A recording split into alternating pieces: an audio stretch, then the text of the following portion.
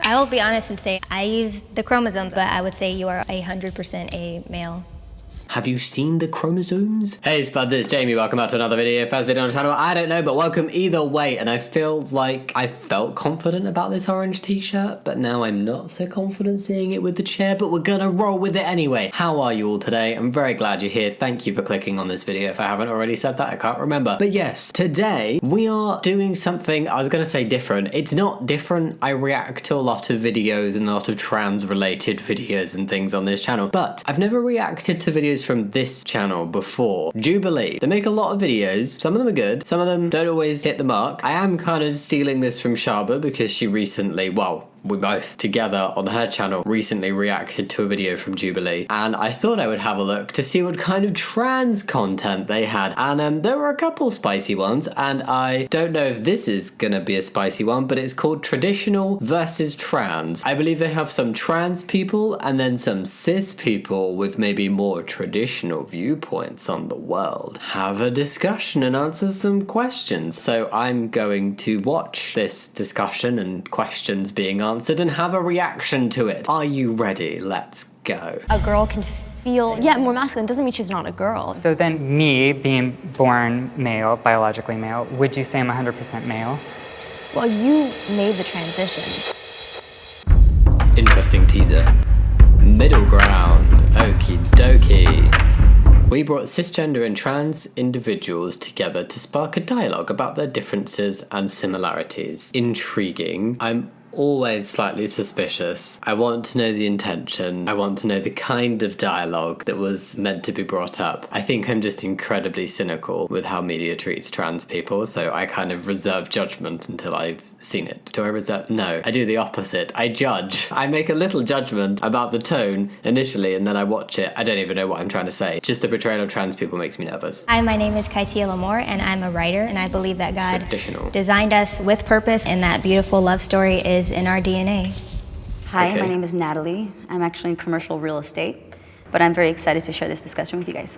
Hi guys, my name is Rebecca. I'm a student and I'm looking forward to talking about gender and hearing what you guys think. I like how they just all had the subheading traditional. I wonder what they'll do for the trans people. Are we just gonna have like Jamie, trans? Not that I'm in it, but you know, if I were. My name is Rory. My gender is non-binary, and I use they, them, theirs pronouns. Hi, my name is Satine, and I am a trans woman. I work in film and television as a makeup artist. Hi, my name is Marcus. I identify as a transgender male, and I'm really excited to have this discussion with you guys. Traditional, trans. I can explain my cynicism a little better now. It's formed in my head. It's just the whole versus thing is whenever like being trans is pitted up against something else as if it should be against it. But then sometimes those media pieces actually it's not really pitting up against. It's a proper, actual, respectful conversation where people learn stuff. Girls and boys should be raised the same.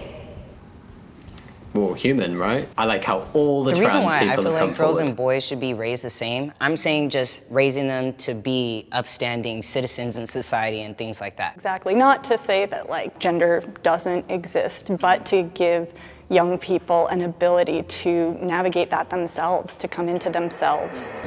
I actually agree with a lot of your points as far as there are a lot of similarities between boys and girls growing up, and I believe that all children should be raised in a loving, supportive family, but I think that there does need to be balance and just some of the characteristics that men and women have where it's like women usually are more nurturing. With boys, they want to grow up and like, what does it mean to be a man? And what does it mean to be a provider? What does it mean to lead your family? But how much of that is nature and nurture? You know, the whole like being a provider, like why is that a man's role? I obviously think that there are some differences and I think we should be educating and raising people to be aware of what certain things mean and how society is currently functioning. But at the end of the day, where I see this question coming from with like boys and girls should be raised the same, often what we see is like there is this tendency to treat girls as if they are more delicate and oh you can't do that, being put in place more. That's certainly what I felt growing up, you know, like I was told cross your legs, you're a girl, you can't do that.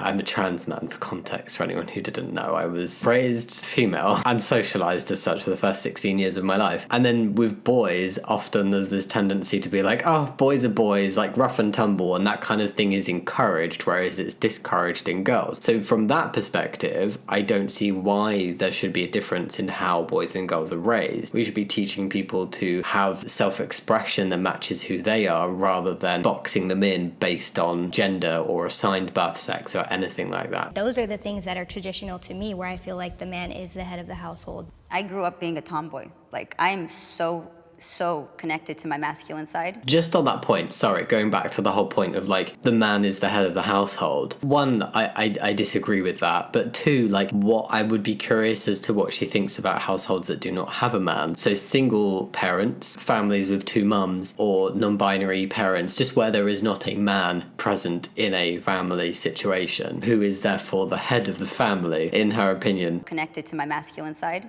and so much to my feminine side. I really feel 50-50. And I feel like in our society now, when a girl is raised and she feels like a tomboy, acts like a tomboy, she's now encouraged to kind of think, maybe I should have been born as a guy. But that's like tiptoeing on a dangerous trope of this. Like, we see it so much, even very well-known TERFs. I'm not saying this person is a TERF at all. I'm just saying, like, so what I've heard is a lot of like cisgender women who are transphobic saying, oh, if I was a child now or a young person now, because I was a tomboy, I would be being pushed down the path to transition, whereas that's not what is happening. So I feel like she's kind of dipped her toe in the water of that kind of statement of like, I feel like we're not accepting tomboys anymore, but actually that's now being pushed to, maybe you should question your gender, when that's not what's happening. for me, it's always been, oh, maybe she's just interested in things that guys typically like. Right. And that's fine, but you can still be a girl and be interested in that, and you can still embrace being a girl. Yeah, piggyback off of what you're saying. As a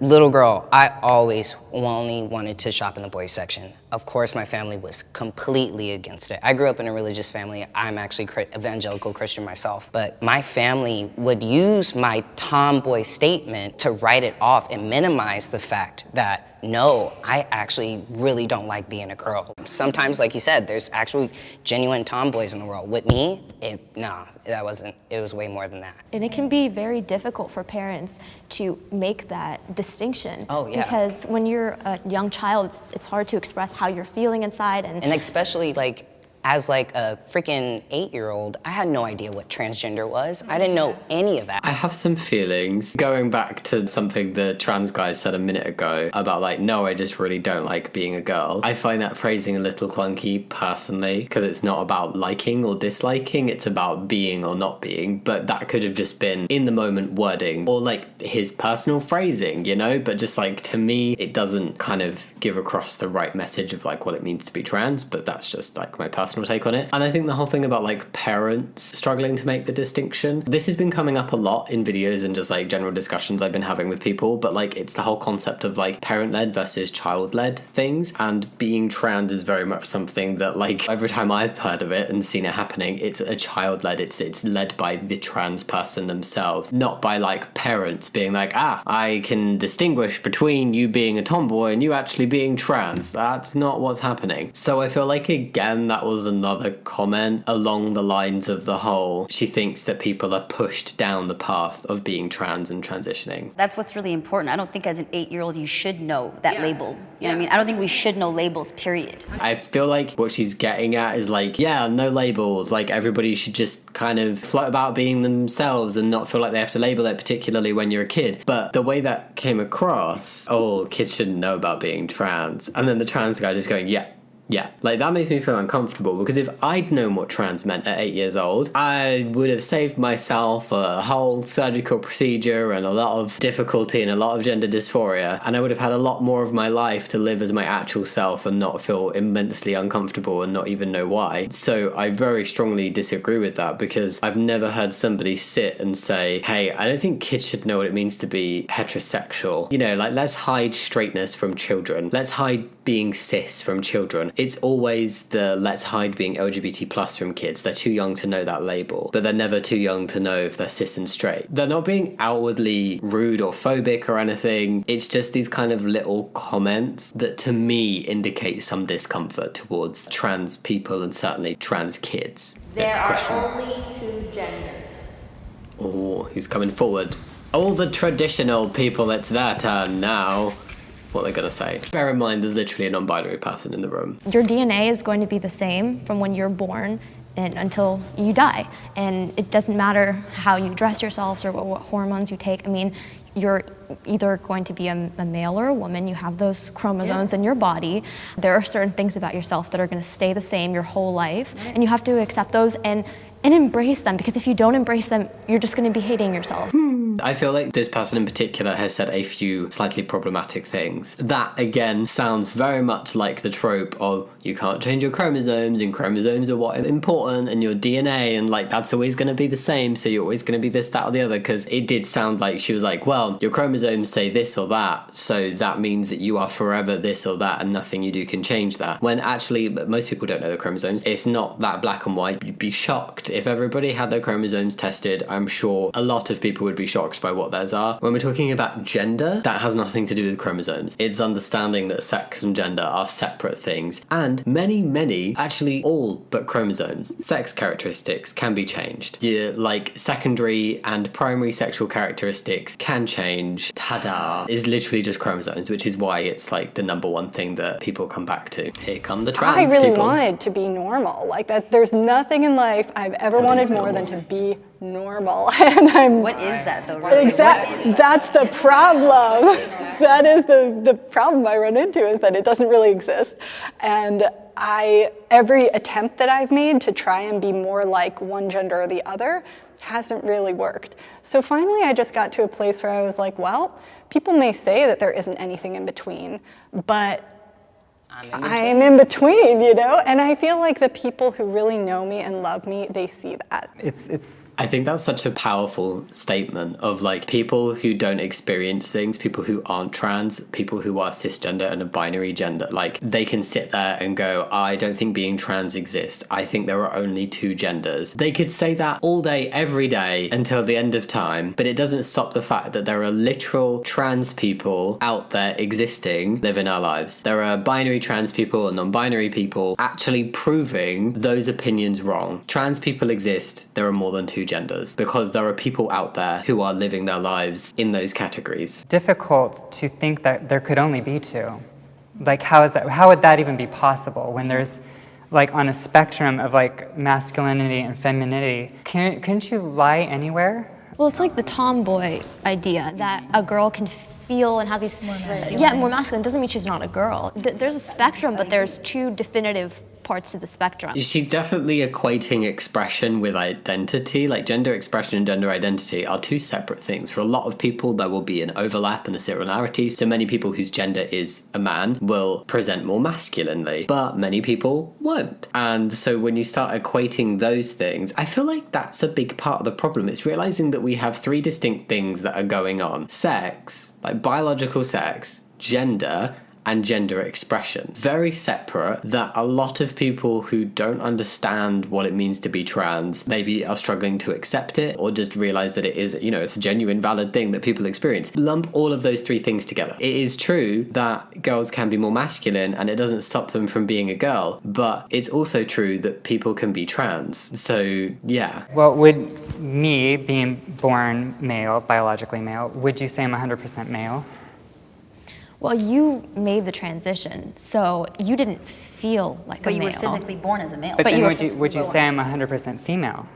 I will be honest and say I feel I use the chromosomes, but I would say you are under 100% a male.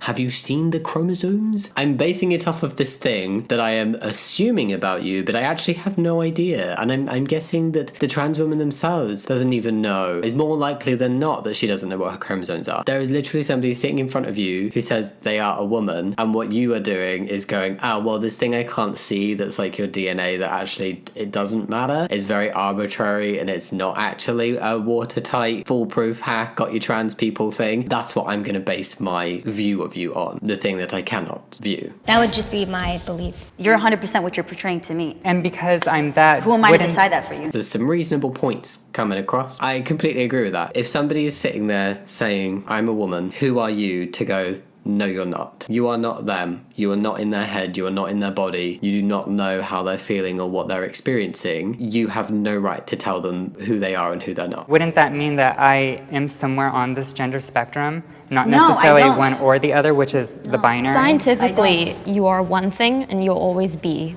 a male, scientifically.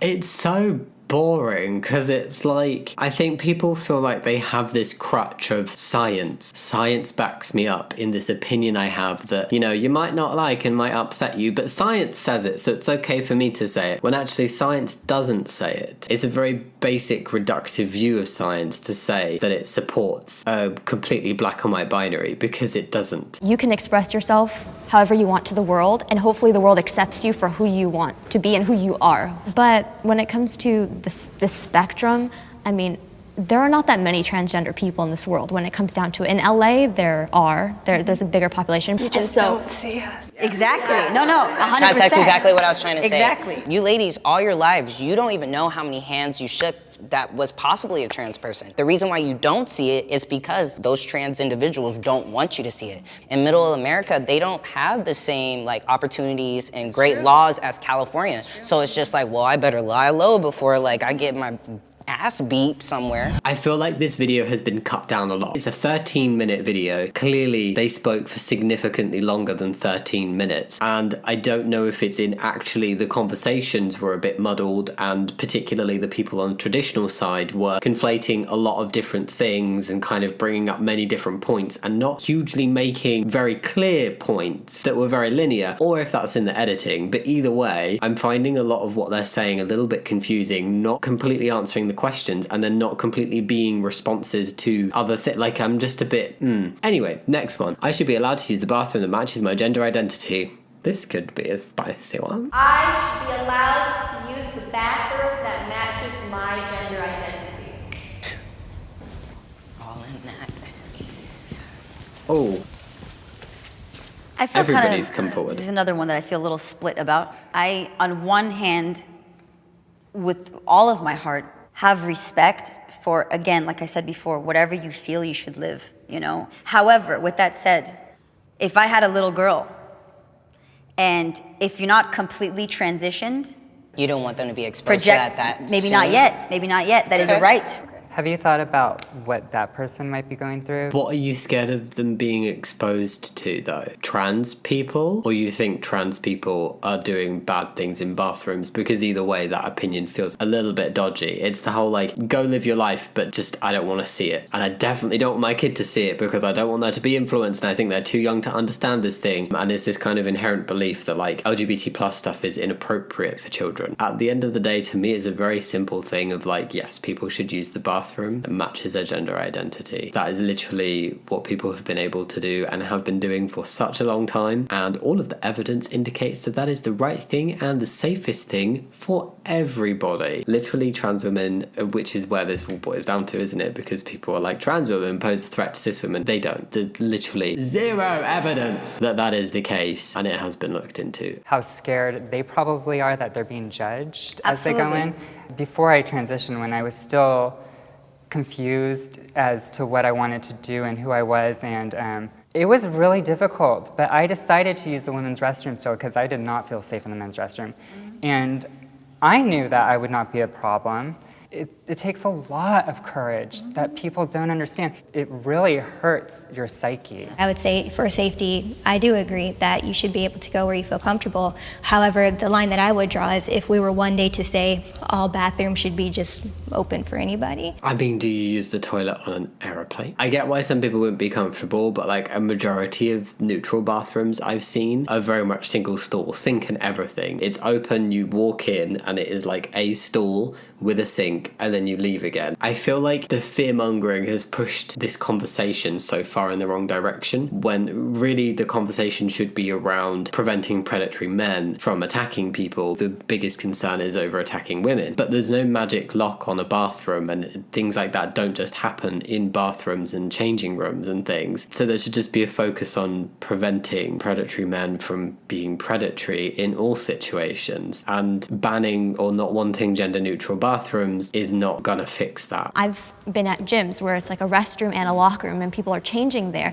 It can be difficult because when the rules start to get so relaxed like that, where a guy that wanted to go in a woman's locker room that wasn't transgender, and then if anybody questioned him, he can just say, I feel like a woman. That's a very valid You know? point. That's not trans people's fault. Trans people should not be penalised for that. That again boils down to a problem of predatory men. There's no special lock or access on a bathroom. People can just walk in regardless, and they can say whatever they want. They could say that they were a janitor. Why is this being blamed on trans people? Why are trans people being used as a scapegoat for this? It's interesting how we get so hung up on trans folks in bathrooms when it seems like the underlying fear might be that men are predators and that we are afraid of predatory men, either posing as trans women or just in general. Having gender neutral restrooms, maybe if they're not all the restrooms, but some restrooms that are gender neutral, would just be good for everybody's safety. I agree with that too.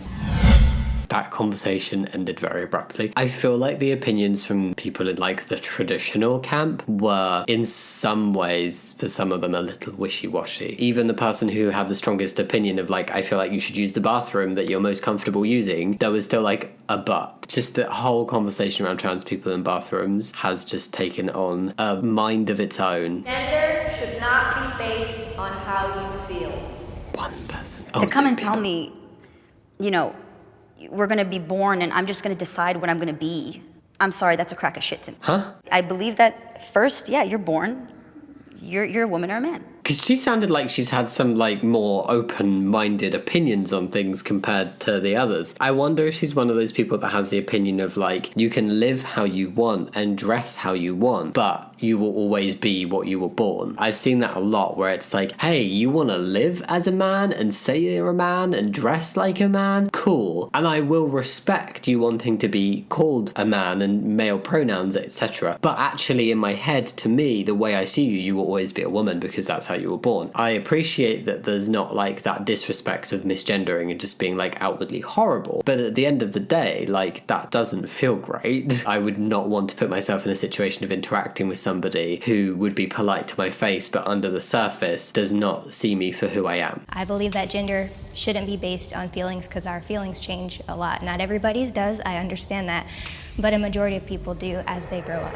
I feel like this was a very primed question. The way it's worded, gender shouldn't be based on feelings. It's going for the whole like facts don't care about your feelings. Feelings are transient, pun intended. When like I have feelings about the concept of like gender being a feeling in the same way that other feelings are feelings, if that makes sense. I think gender is like a distinctive thing that we have. It's part of us. We cannot change that, and it isn't just a feeling to me, it's who I am. I don't know, I feel like boiling it down to just being a feeling in the traditional sense, like a feeling, like an emotional type feeling, doesn't encapsulate fully gender, if that makes sense. I did not like wait till 18 and decide I'm gonna be a man today. Everything in my power, I did not actually want to be transgender. The decision that I made was being authentically me, to be happy. That's, to me, it was be happy or eventually commit. I think that was necessarily like very strongly worded and is very true. We need to take that thought of like decisions and choosing out of the equation, because actually in reality, when you see what trans people face and have to go through just to be ourselves, people don't choose that. You don't choose your gender. Your gender is something that develops over time. It's very fluid.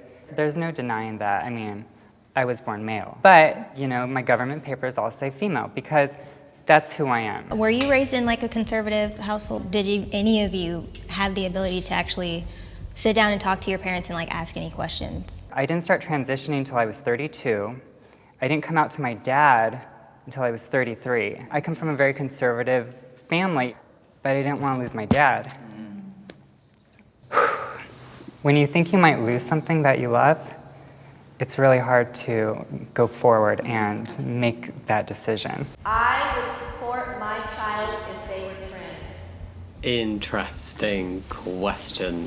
Oh. Everyone that's born on this earth is special, and we're all lucky to be alive and be on this planet and have the opportunity to experience our lives and experience love. And I'm not going to be influencing them and saying, no, this is the right way of living, you have to live this way, but I'm gonna say you need to carefully consider, really think about it, and think about the social implications as well, and everything that you're gonna have to face if you go through that. Is it worth it for you? I feel like support and acceptance are different things. If it wasn't something I agree with, would I love them?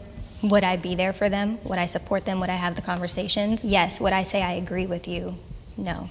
See, I grew up with the acceptance part, and that hurt kind of more for me. I felt like she was only accepting me because she gave birth to me. You know, if I had grown up in a place where I felt loved and accepted unconditionally, I think that I would have saved myself a lot of therapy and a lot of self-work. The best we can do, I think, is keep trying. Even with this discussion, it drives the point home about how important family is. I find it very interesting. Was she saying that she would still love and support her trans child but wouldn't accept it? Wouldn't agree with it? That indicates not accepting it. I'm kind of intrigued as to how those two things go together. No matter how you feel or how you're raised, like, this world can really break you down. So that's why for me, like, family is so important, and I think it's a beautiful thing, and I think that we should be doing a better job in raising our children and loving on them. Bring it in. Hi, guys. You ladies are amazing. You guys are awesome. Thank you so much.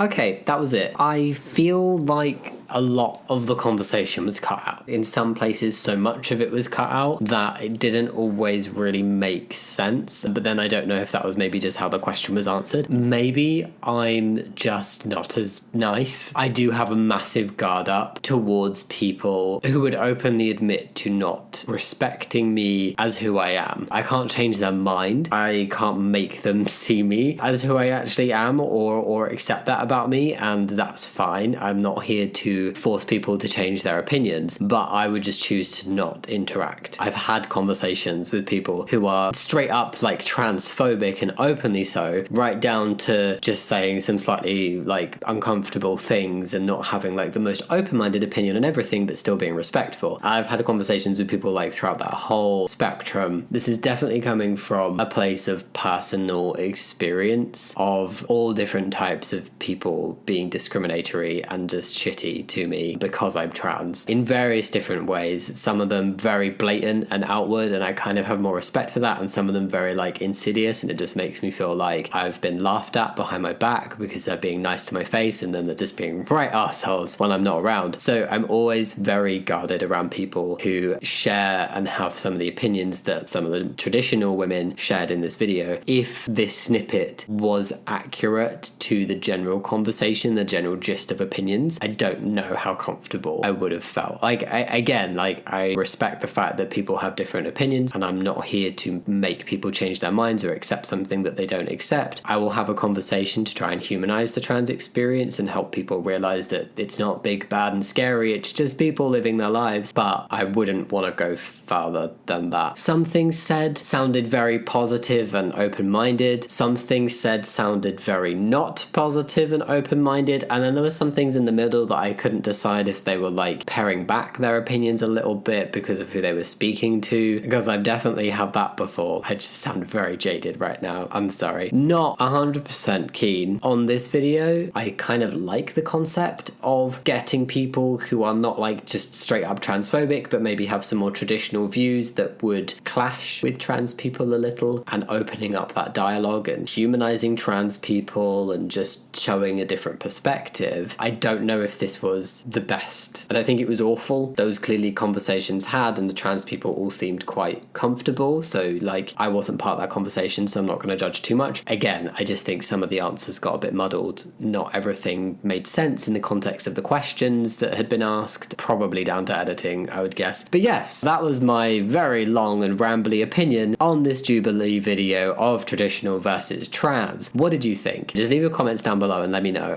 Think about giving the video a thumbs up and subscribing if you want to, but no pressure. And yeah, as always, thank you so much for watching. I'll see you next time. Much love. Bye. Oh yeah, and if there's any other Jubilee videos you want to see me react to, or any other videos kind of like this, then please send them my way and let me know about them. Bye.